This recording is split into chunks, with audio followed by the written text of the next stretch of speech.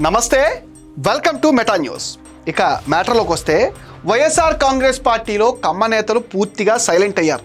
తమ అధినేత జగన్ స్వయంగా పిలిచి గతంలో మాదిరిగా రెచ్చిపోండి అంటూ టాస్క్ ఇచ్చిన వారి నోటి నుంచి అసలు ఎలాంటి మాటలు రావటం లేదు.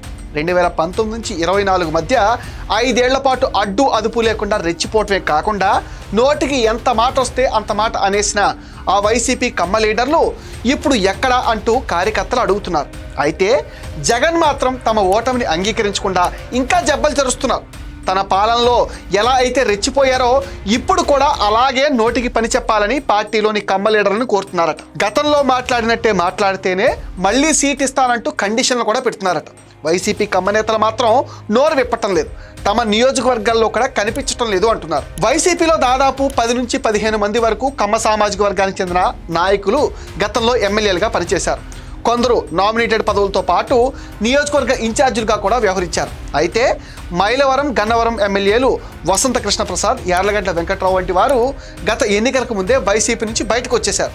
కానీ ఇప్పటికీ ఆ పార్టీలో కొడాలి నాని, వల్లభనేని వంశీమోహన్, అబ్బాయి చౌదరి, నంబూరి శంకర్రావు, బ్రహ్మనాయుడు, దేవినేని అవినాష్, పోసాని కృష్ణమురళి, అన్నాబత్తుల శివకుమార్ ఇలా చాలామంది కమ్మ సామాజిక వర్గానికి చెందిన ఎమ్మెల్యేలు గత ప్రభుత్వంలో హవా చూపారు.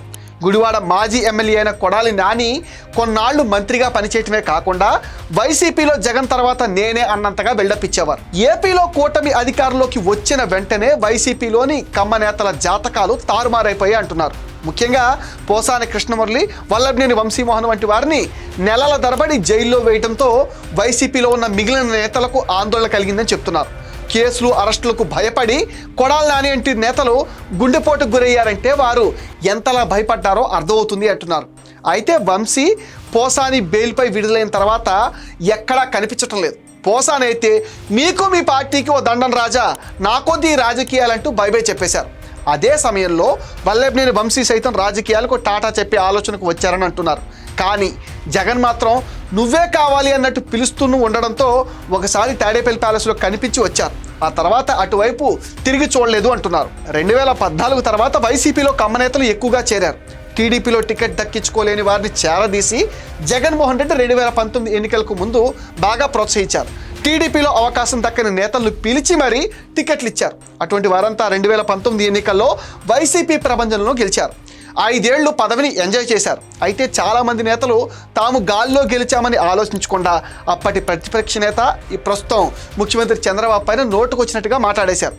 సొంత సామాజిక వర్గం నుంచి అభ్యంతరం వ్యక్తం అవుతున్న కొడాలి నాని, వల్లభనేని వంశీ వంటి వారు అస్సలు ఏమాత్రం వెనక్కి తగ్గలేదు. ఇక కూటమి అధికారంలోకి వచ్చిన తర్వాత ఇలా నోటి దూలతో వ్యవహరించిన నేతలు జైలుకు వెళ్లాల్సి వచ్చింది. అయితే వైసీపీ అధినేత జగన్ మాత్రం తన పార్టీలో ఉన్న కమ్మ నేతలను మాత్రం తేలిగ్గా వదలటం లేదు. చంద్రబాబు, లోకేష్ను మీరు యథావిధిగా తిట్టండి, మన పార్టీ మైలేజ్ పెంచండి అంటూ రోజు కంటెంట్ పంపిస్తున్నారని అంటున్నారు.